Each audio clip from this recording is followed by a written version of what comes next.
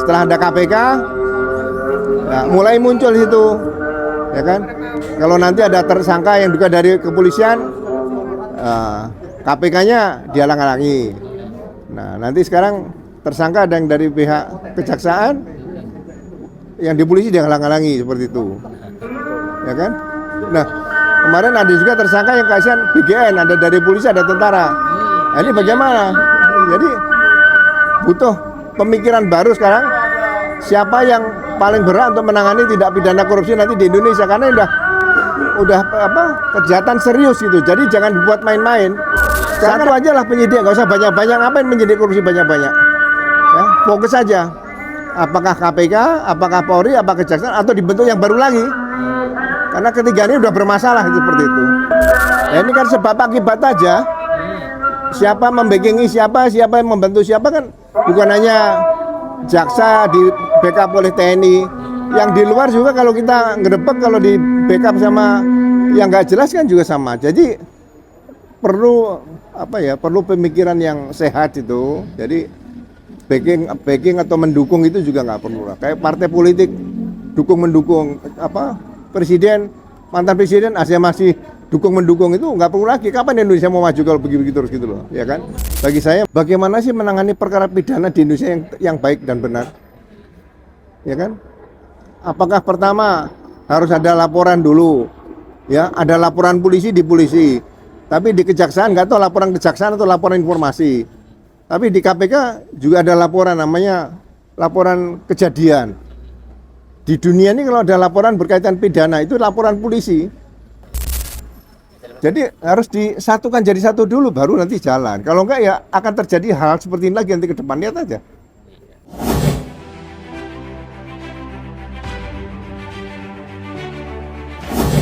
Jadi gini, masalah penyidikan atau penyelidikan lah kayak gitu.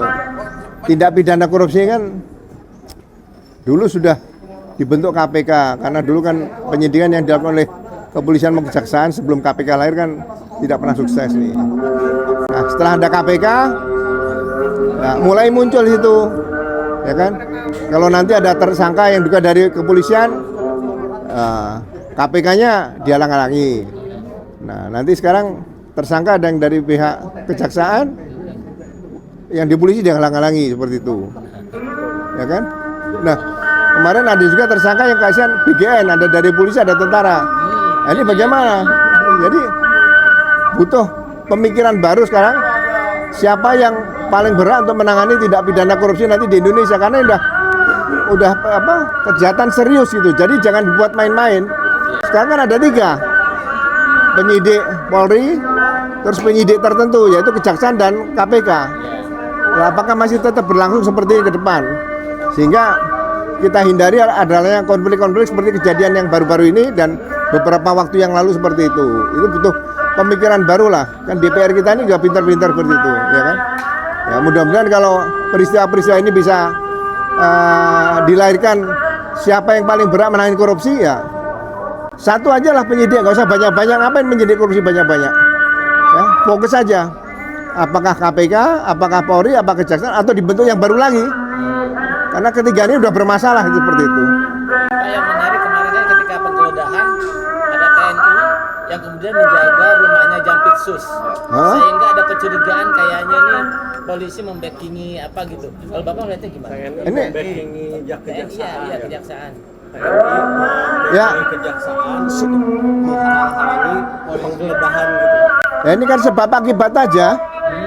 Siapa membackingi siapa yang membantu siapa, kan bukan hanya jaksa di backup oleh TNI. Yang di luar juga kalau kita ngerebek, kalau di backup sama yang nggak jelas kan juga sama. Jadi perlu perlu pemikiran yang sehat itu. Jadi backing atau mendukung itu juga nggak perlu lah. Kayak partai politik mendukung presiden, mantan presiden, masih mendukung itu nggak perlu lagi. Kapan Indonesia mau maju kalau begitu terus gitu loh, ya kan? Bagi saya makanya perlu pemikiran baru. Siapa yang paling berhak menangani tindak pidana korupsi di Indonesia, itu aja. KPK sudah nggak cukup efektif ya Pak ya, sehingga diperlukan pemikiran seperti itu. Ya kita lihat sendirilah. Waktu sebetulnya ini, bagaimana sih menangani perkara pidana di Indonesia yang baik dan benar? ya kan?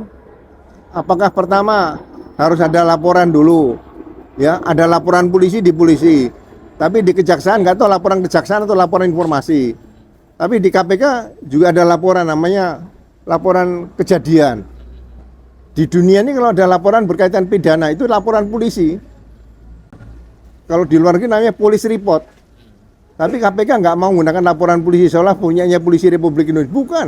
Laporan polisi, laporan tentang kaitan dengan dugaan tindak pidana, baik delik murni atau delik biasa maupun delik aduan seperti itu. Jadi harus disatukan jadi satu dulu baru nanti jalan. Kalau enggak ya akan terjadi hal seperti ini lagi nanti ke depan, lihat aja. Makasih Pak Jenderal.